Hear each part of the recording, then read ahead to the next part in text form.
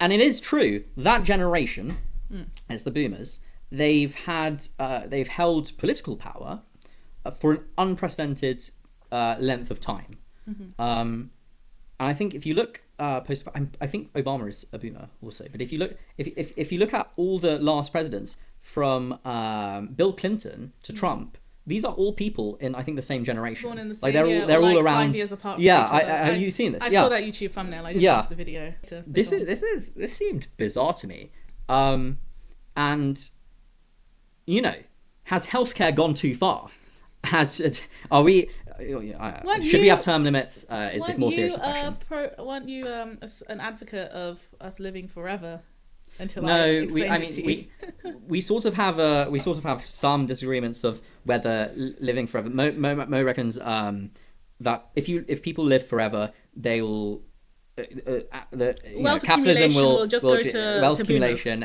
Everyone will. However, inequality will get much worse. I'm not so sure. I think it's mortality or the knowledge that life is finite that makes boomers particularly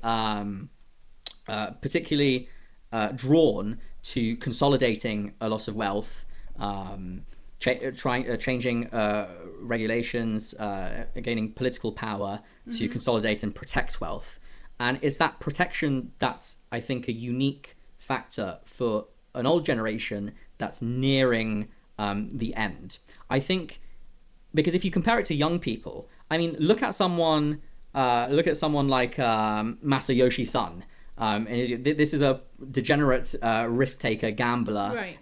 If you look at any other young people, any other entrepreneur, Elon Musk, you call him a young person? I think they are. I mean, they're fairly young spirits. I mean, okay.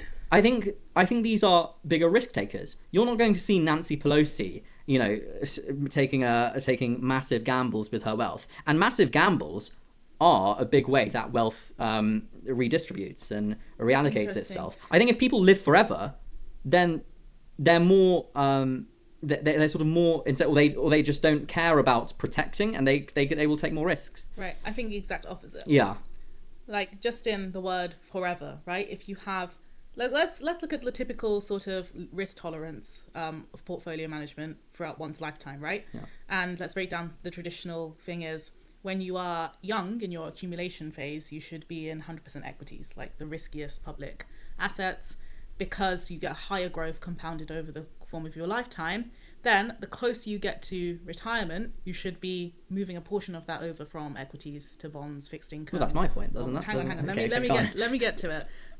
Let's start with the baseline of, because you need that pot of money you've accumulated in your pension or whatever to last you the rest of your retirement. So say you work 50, 60 years and you live another 30, 40 years. The reason you need that money to be invested in these like low volatility assets is that you can't bear the risk, because you're not working and you're too old to work, of waking up one day and the equity market has dropped to zero. There's been another COVID and now you can't afford to light your home, right? So that's why people move over from risky assets to less risky assets over the course of their lifetimes. And especially in retirements, a lot of people will convert their existing funds into funds that pay annuities, so guaranteed income for an exchange of the principal. Now imagine if someone had to like fund a forever retirement. These are old people we're talking about, the majority of wealth. You're saying that they'll gamble it away.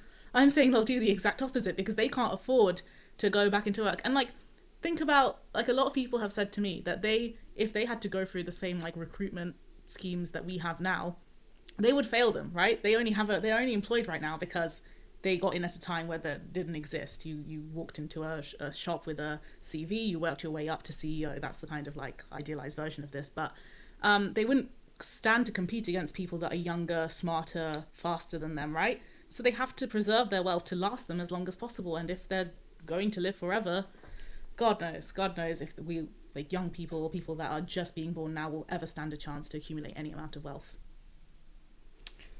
Yeah, I mean, it sort of depends on what kind of assumptions you're making. If living forever means you maintain health, if wealth is sort of degenerating over time. I mean, it's a lot of assumptions. But I think your core thesis is that because they live forever, they will hoard wealth even more because they have to fund longer retirement. Yeah. I'm sort of skeptical of that, because the wealth hoarding happens because you have a certain years where this wealth has to last, and that's why you're more risk taking when you're younger, and you take much less risk because okay, it has to last this amount of time. If you know wealth has to last forever, I mean, you can't afford to stop taking risks.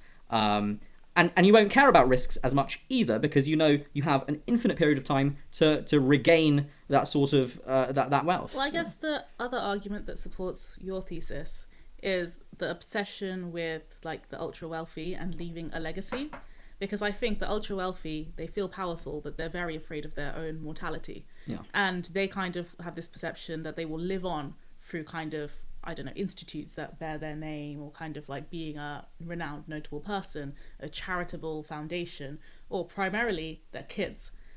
Now, here's a question. If you had a very wealthy generation and you had a generation below that was expecting some kind of, let's talk about like millennials expecting some kind of retirement, some kind of payout from when their wealthy boomer parents pass away, right?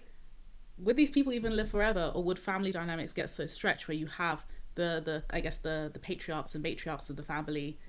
Like, we've seen this in shows like Succession, That is right? very interesting. In Succession, Logan refuses to give up control to his very, very adult and very capable kids. No, that is very interesting to think that. So if they thought the family dynamics will just become so overwhelmingly strong, what incentives does that create? Will those people that live forever, will they not have children? Will or will if they do, will there sort of be depends which generation is an the increase first in, to live forever, right? An increase again in poisonings, maybe, who knows? I think the most interested people, ironically, in this whole movement are, again, Gen Z and people our age and maybe a little bit older. And I would say the primary followers of people like Brian Johnson and his Don't Die movement, and just health and longevity. And I know a lot of that isn't about living forever. That's the shocking brand. But it's about living more meaningful, like fitter lives longer, so that you're not a burden onto your family and the NHS and the state into old age, because God knows old people now, they are living longer but less high quality, like no quality of life. But say it's our generation that lives forever, what a miserable existence, right? Or you would say more time to accumulate capital, I guess, but there are just so many economic distortions, and I think we just need, humanity needs the concept of mortality and finite lives and doing something with your life in order to even motivate us to get out of like bed in the morning. Well, I mean, just think about it. If you have forever to win the lottery, you are going to win the lottery. So... Everyone just plays the everyone just turns into a degenerate gambler. But that's everyone's sort just waiting for their turn. It's a proxy for any sort of risk taking, right? Like if you have an infinite time to take risks, at some point it's going to pay off. The only thing that stops people from I take non-polynomial time for the risk to pay off. You can prove this mathematically. Okay, assuming if your lifetime will become a multiplanetary species, it's fine. Okay, it's fine. Massively derailed her, but an interesting conversation.